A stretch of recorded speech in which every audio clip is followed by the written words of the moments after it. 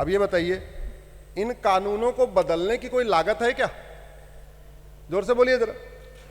कोई लागत आती है? हर चीज बनाने की लागत होती है। सड़क बनाने की लागत होती है, हाईवे बनाने की लागत होती है, स्कूल बनाने की लागत होती है, कॉलेज बनाने की लागत होती है। एकल विद्यालय आप चला रहे हैं, उसमें 250-300 करोड़ रुपए साल की आपकी लागत आती है। भारत के प्रत्येक कानून को विश्व का सर्वोत्तम कानून बनाने की कोई लागत है क्या? नहीं। लेकिन हुआ नहीं, क्योंकि हमने कभी यह सोचा ही नहीं है कि कानून को बदलना इंपॉर्टेंट है। और मैं अपने इंजीनियरिंग के अनुभव से कह रहा हूं, वकालत तो मैंने बाद में किया।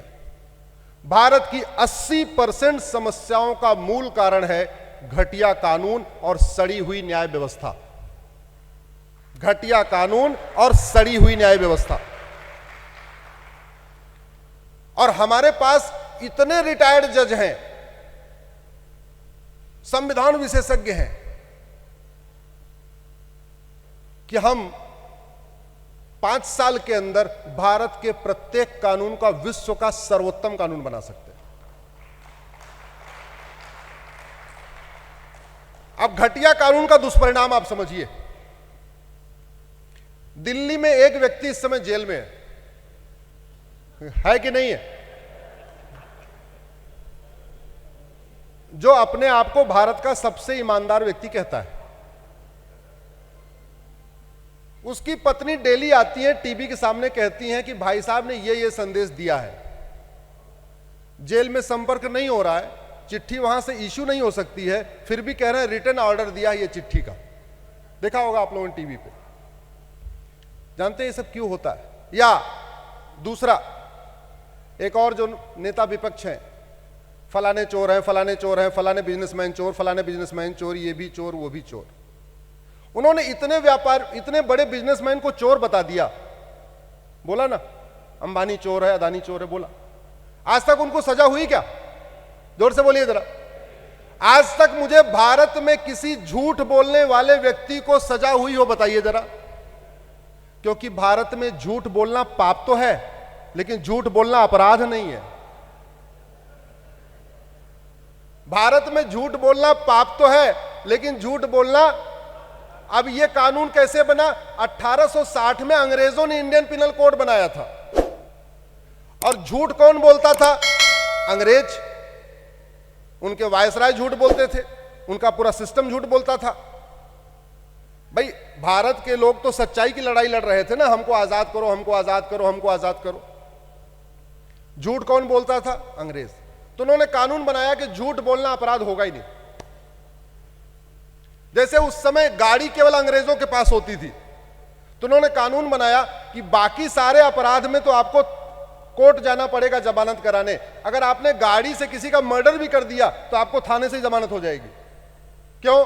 क्योंकि गाड़ी भी उनकी थी, थानेदार भी उनका था, तो कोर्ट जाना नहीं पड़ेगा। वहीं थाने में बैठे बैठे आपने एक्सीडेंट किया, वहीं से बेल मिल जाएगी। सफेद पोस्ट सफेद झूठ बोल रहे हैं, और आज तक किसी सफेद पोस्ट को सफेद झूठ बोलने के कारण सजा नहीं हुई। क्यों? क्योंकि भारत में झूठ बोलना पाप तो है, लेकिन झूठ बोलना अपराध नहीं। अमेरिका में एक आतंकवादी डेविड कोलमैन हेडली पकड़ा गया। उसने तुरंत एडमिट कर लिया कि हां उसने झूठ बोला है, क्योंकि वहां झूठ बोलने पे 10 से 20 साल सजा है। एक व्यक्ति शर्ट चुराता है, तुरंत बोलता है जी हमने शर्ट चुराया। क्यों? क्योंकि शर्ट चुराने की सजा 5 साल की, झूठ बोलने की सजा 10 से 20 साल की। अगर वो एडमिट कर लेगा तो 5 साल में जेल में रहेगा, और कह देगा मैंने शर्ट नहीं चुराया तो 25 साल जेल में रहेगा। तो क्या करेगा वो? एडमिट कर लेगा। आप लोग गूगल करना, एक व्यक्ति को अभी 25 साल सजा हुई अमेरिका में शर्ट चुराने के कारण। क्यों? क्योंकि उसने शर्ट चुराया, झूठ बोल दिया, इसलिए 25 साल सजा हुई। अगर सही सही कह देता हमने शर्ट चुराया तो 5 साल में छूट जाता हो।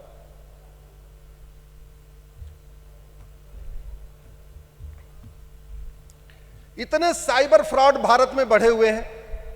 एसएमएस भेज भेज के लोगों का अकाउंट हैक किया जा रहा है। हो रहा है कि नहीं हो रहा है? अनवांटेड एसएमएस आ रहे हैं कि नहीं? अनवांटेड फोन कॉल आ रहे हैं कि नहीं? लोगों को एसएमएस डाल के कि यहां लिंक, यहां क्लिक मार दो तुम्हारा कुरियर आएगा, यहां क्लिक मार दो तुम्हारा ये आ जाएगा, और जैसे क्लिक किया आपका खाता खाली। किसी साइबर फ्रॉड करने वाले को 10-20 साल सजा हुई क्या? हुई? नागरिकता खत्म हुई? आजीवन कारावास, फांसी हुआ? नहीं। क्यों? क्योंकि ये सन 2000 वाला इंफॉर्मेशन टेक्नोलॉजी एक्ट चल रहा है, आज तक इसको बदला नहीं गया। Money laundering 2002। मेरा ये कहना है कि भारत के कानूनों में बहुत सारी खामियां हैं, इसीलिए ही नेता भी सब सफेद पोश बोल रहे हैं, झूठ बोलते रहते हैं, क्योंकि उनको पता है कि झूठ बोल लो कोई फर्क नहीं पड़ेगा। और वो झूठ बोल रहे हैं, झूठ बोल के जाति के आधार पे बांट रहे हैं, झूठ बोल के भाषा के आधार पे बांट रहे हैं, झूठ बोल के क्षेत्र के आधार पे बांट रहे हैं। एक नेता को हर इलेक्शन के पहले चोट लगती है,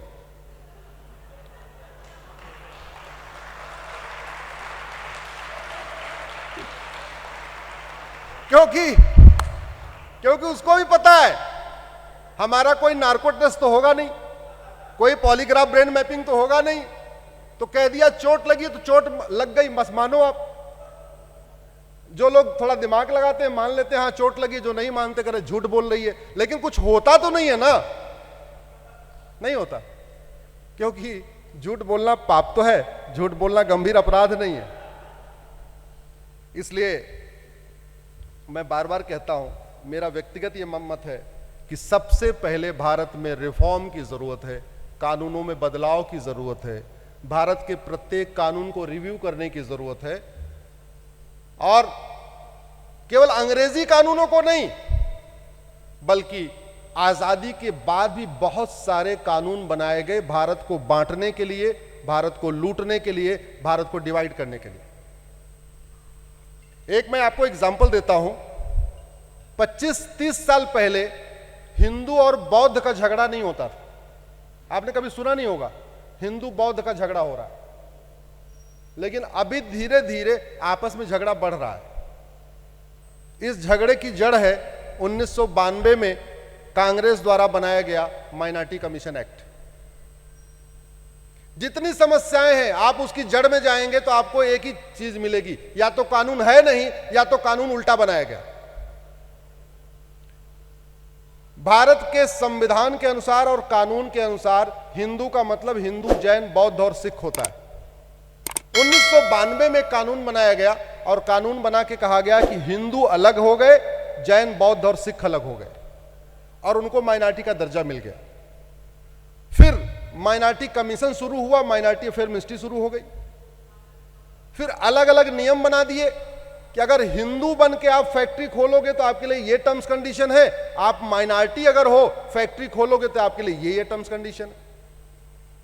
हिंदू हो स्कूल में एडमिशन लोगे तो आपकी ये फीस होगी, अगर आप माइनॉरिटी हो स्कूल में एडमिशन लोगे तो आपके लिए ये फीस होगी। फीस भी अलग हो गई, नियम भी अलग हो गए, कानून भी अलग हो गए। तो जो चालाक लोग हैं वो कहते हैं जी मैं तो बौद्ध हूं, क्यों? स्कूल में एडमिशन में छूट मिलेगी, फीस में भी छूट मिलेगी, लोन में भी छूट मिलेगी, अलग से मंत्रालय माइनॉरिटी अफेयर मिनिस्ट्री है छूट। लेकिन इस कानून का दुष्परिणाम और भी है। झुग्गी में जो लोग रहते हैं सबकी आर्थिक स्थिति एक जैसी होती है। झुग्गी नंबर 1 में हिंदू रहता है, झुग्गी नंबर 2 में मुस्लिम है, झुग्गी नंबर 3 में क्रिश्चियन है। झुग्गी नंबर 2 और 3 में जो मुस्लिम और क्रिश्चियन है उनके लिए 1000 रुपए वजीफा मिलेगा।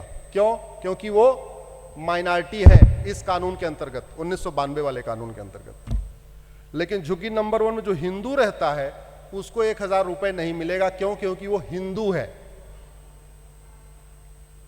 साउथ के राज्यों में मैंने जाके देखा, जब इस कानून को चैलेंज करना था उसके पहले मैं उधर समझने गया था कि क्या क्या हो रहा है।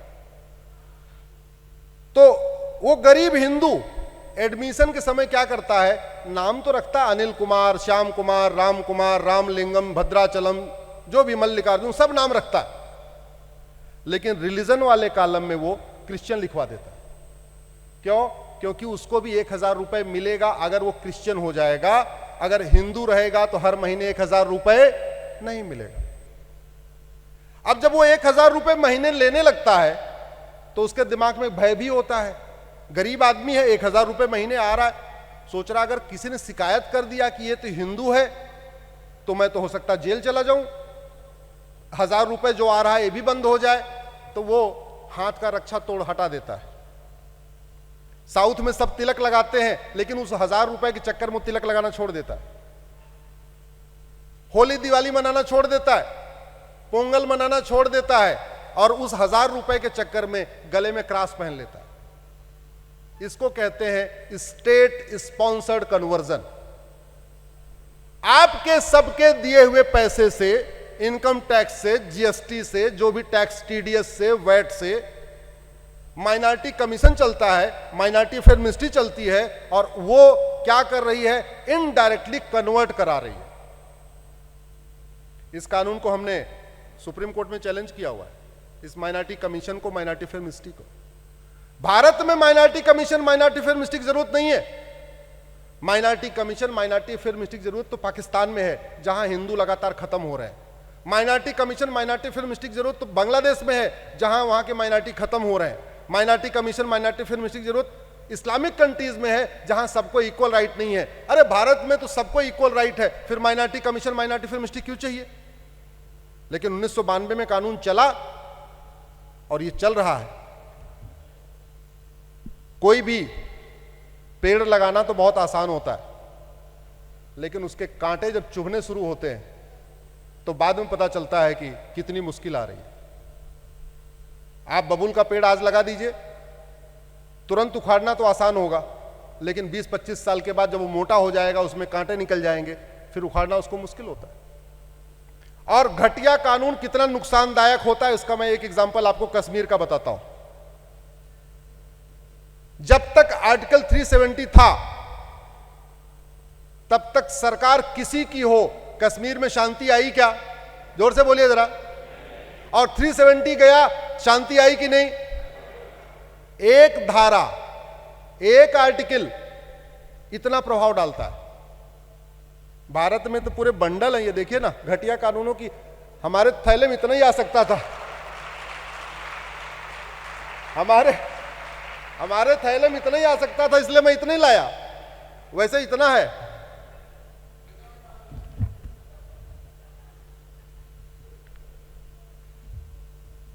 एक दूसरा कानून चल रहा है, वक्फ एक्ट। इसको हमने कोर्ट में चैलेंज किया हुआ है। ये जैन समाज का ये भवन है ना, माहेश्वरी समाज जैन समाज का है। अगर वक्फ बोर्ड आके कह दे ये जैन समाज का भवन नहीं है, बल्कि बाबर का घोड़ा यहां घास खाता था पहले, आपको 30 साल लग जाएगा इस भवन को वापस लेने में, 30-40 साल, सुप्रीम कोर्ट तक लड़ना पड़ेगा। इतना घटिया कानून। अच्छा चलो, ये भवन बनाने वाले तो लोग संपन्न हैं, वकील कर लेंगे, वो आदिवासी क्या करेगा? झाबुआ भोपाल से 700 किलोमीटर दूर है। झाबुआ के आदिवासी ने अभी कभी अपनी झाबुआ की लोकल कोर्ट भी नहीं देखी है। भोपाल तो बहुत छोड़ दीजिए, सारे वक्फ बोर्ड के जो हेडक्वार्टर होते हैं वो राजधानी में होते हैं। यानी मध्य प्रदेश का वक्फ बोर्ड का ऑफिस कहां है? भोपाल में। झाबुआ 700 किलोमीटर दूर। आदिवासी ने कभी देखा नहीं, वहां वक्फ बोर्ड की नोटिस जाती है, ये तुम्हारा गांव पूरा पूरा वक्फ बोर्ड का है। वो बेचारे आदिवासी परेशान हो जाते हैं, भाई क्यों, कैसे हुआ है? हम तो यहां रह रहे, सदियों से रहते आए। बोले रहते होगे, पहले यहां पे घोड़ा घास खाने आया था। क्या करें? दो ही तरीका है, या तो भोपाल आओ, इस नोटिस का जवाब दो, और या तो कन्वर्ट हो जाओ। या तो भोपाल आओ, या तो स्टेट स्पॉन्सर्ड कन्वर्जन हो रहा है इस वक्फ बोर्ड के जरिए। अमीरों को नोटिस भेज के पैसा वसूलता है, गरीबों को नोटिस भेज के कन्वर्ट कराता है। मेरठ मुजफ्फरनगर से लखनऊ 600 किलोमीटर दूर है। चलो, आपकी जमीन पे नोटिस आएगा तो आप तो लड़ोगे, आपके बगल वाले पार्क पे अगर वक्फ बोर्ड नोटिस भेजेगा तो आप लड़ोगे क्या? जोर से बोलिए जरा। आपके बगल में जो ऊसर जमीन है, जो बंजर जमीन है, जो खेल का मैदान है, जो सार्वजनिक स्थान है, उसको वक्फ बोर्ड कह देगा ये वक्फ बोर्ड की प्रॉपर्टी। आप लड़ोगे क्या? नहीं। 12 लाख एकड़ जमीन इकट्ठा कर चुका है वक्फ बोर्ड। 12 लाख एकड़। दुनिया के कई देशों का क्षेत्रफल 12 लाख एकड़ नहीं है जितना भारत में वक्फ बोर्ड के पास जमीन है। यह है घटिया कानून। इसको हमने कोर्ट में चैलेंज किया हुआ है, लेकिन कोर्ट में जो चलेगा चलेगा, लेकिन समाज को ऐसे कानूनों के खिलाफ उठना चाहिए। मैंने पहले ही कहा था, सांसद विधायक बनते हैं केवल और केवल अच्छा कानून बनाने के लिए, देश के लिए अच्छा कानून बनाने के लिए। लेकिन जिन लोगों ने यह कानून बनाया है, उन्होंने देश के लिए अच्छा किया, बुरा किया? देश के साथ गद्दारी किया कि नहीं? अपनी ड्यूटी के साथ उन्होंने इंसाफ किया क्या? वो क्या उनको इसी काम के लिए वेतन भत्ता गाड़ी बंगला मिलता है? नहीं। 1991 प्लेस ऑफ वर्शिप एक्ट, नाम पूजा स्थल कानून। ऐसे लगता है पूजा स्थल के रखरखाव के लिए बनाया गया। और यह कानून कहता है अयोध्या के अलावा किसी मठ मंदिर का मैटर कोर्ट में चलेगा ही नहीं। इसका मतलब बाबर, हुमायूं, तुगलक, गजनी, गोरी ने जितने गलत काम किए वो सारा ये लीगलाइज कर देता है। क्या भारत की संसद बाबर, हुमायूं, तुगलक, गजनी, गोरी के इल्लीगल काम को लीगलाइज करने के लिए बनी है क्या? भारत की संसद है भारत की संस्कृति को आगे बढ़ाने के लिए, भारतीय नियम कानून को आगे बढ़ाने के लिए, भारत की परंपरा को आगे बढ़ाने के लिए, न कि बाबर, हुमायूं, तुगलक, गजनी, गोरी के गलत कामों को आगे बढ़ाने के लिए। लेकिन हुआ क्योंकि समाज को इसके प्रति ज्यादा जागरूकता नहीं थी, नियम कानूनों को हमने इस पर ज्यादा सोचा नहीं, ध्यान दिया नहीं। नतीजा हुआ एक के बाद एक घटिया कानून बनते चले गए और बढ़ते चले गए।